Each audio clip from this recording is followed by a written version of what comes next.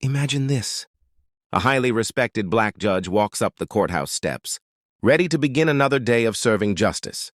But before he can even reach the doors, a young white officer steps in front of him, blocking his way, demanding ID and treating him like a criminal.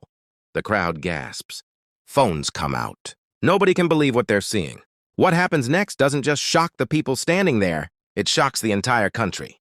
Picture this: an accomplished judge, his robe neatly pressed, case files tucked carefully under his arm, and his shoes polished to a shine. Every step he took carried the weight of decades spent serving justice. This was Judge Marcus Daniels, a man whose reputation reached far beyond the walls of the courthouse. Lawyers respected him, citizens admired him, and even nervous defendants often found comfort in his calm, steady presence. On this particular morning, as Marcus walked toward the grand steps of the courthouse he had served in for years, the crowd instinctively parted. Attorneys nodded politely. Clerks whispered greetings. Even those who had come to face charges that day recognized his authority. Marcus carried himself with quiet dignity, a living symbol of fairness and wisdom. But just as he approached the heavy wooden doors of the courthouse, everything changed. Standing at the entrance was Officer Bradley, a young white security officer who had only recently been assigned to the building. Determined to prove himself, Bradley took his role very seriously, sometimes too seriously. His eyes narrowed as Marcus approached. He straightened his posture, puffed out his chest, and lifted a hand. "Hold it right there," Bradley barked. His tone wasn't just firm, it was sharp, almost hostile. Marcus paused, startled. "Excuse me?" "ID," Bradley snapped. "You're not going in without identification." Judge Daniels raised an eyebrow. He had entered this courthouse thousands of times and never once had to show. Calmly, he tried to explain. "Officer, I don't usually need to show ID. But Bradley cut him off mid-sentence. His voice rose, laced with arrogance. "Rules are rules. You people can't just walk in here like you own the place." The words "you people" landed like a slap. Conversations around the entrance stopped instantly. Lawyers, clerks, and citizens waiting for hearings froze in place. Some gasped, others exchanged uneasy glances. A few even pulled out their phones, sensing something dramatic was unfolding. Marcus straightened his shoulders.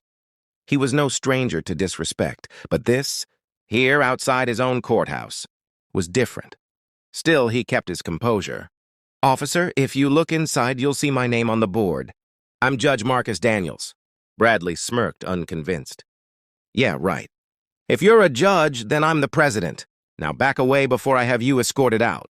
And just like that, one of the most respected judges in the state was treated like an intruder, humiliated on the very steps of the courthouse where he had sworn to uphold justice every single day.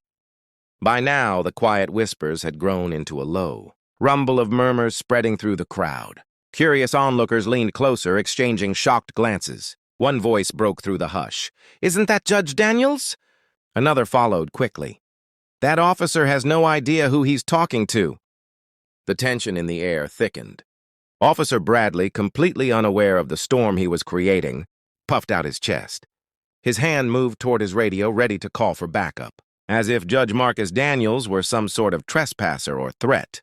The crowd braced for what might come next. Phones were raised higher, recording every second. The longer Bradley delayed, the more uncomfortable the atmosphere grew.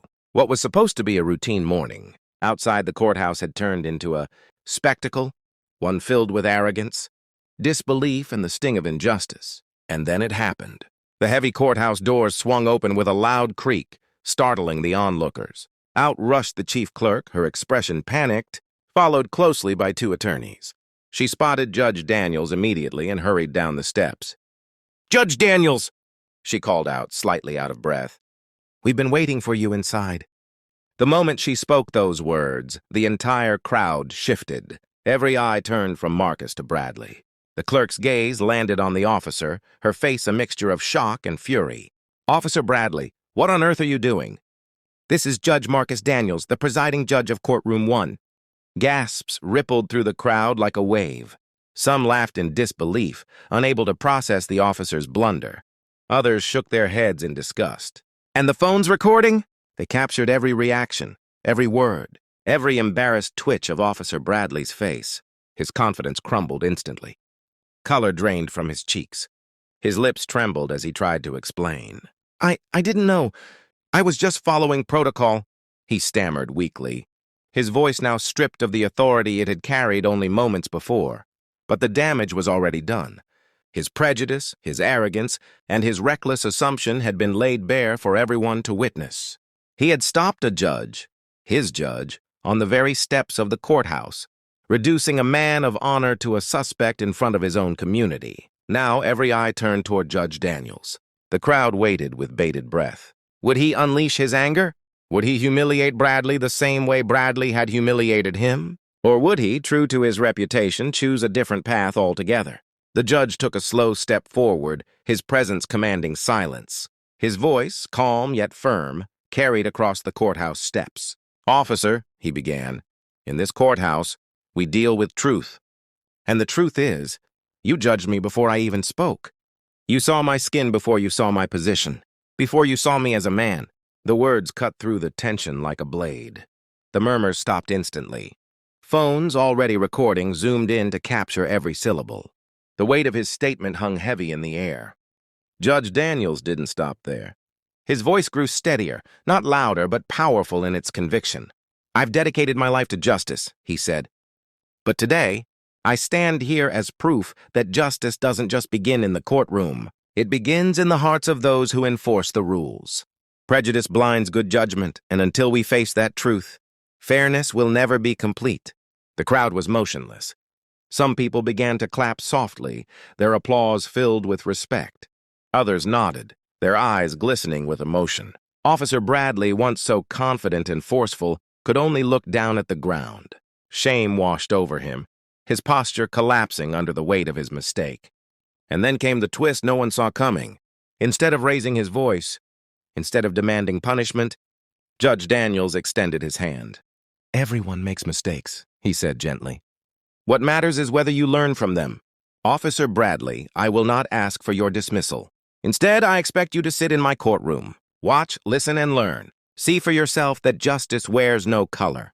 A collective gasp rippled through the crowd. This was not the reaction they had anticipated. What could have ended in outrage was now transforming into a powerful lesson about humility and forgiveness. Bradley hesitated, torn between pride and regret. Finally, with trembling hands, he reached out and shook the judge's hand. The crowd erupted into applause. Tears welled in the eyes of some onlookers. Dozens of phones captured the handshake. And within hours, the footage went viral. Millions watched as a black judge turned humiliation into dignity and prejudice into grace. From that day forward, Officer Bradley was never the same. He greeted every person with respect, no matter who they were. And Judge Daniels? He continued inspiring not just from the bench, but through the example he set outside the courtroom. And that's the incredible story of how a moment of prejudice turned into a powerful lesson in justice and forgiveness. What do you think? Did Judge Daniels do the right thing?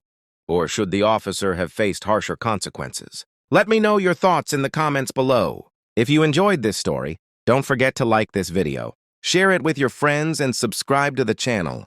And make sure you hit the bell icon so you never miss another inspiring story like this one.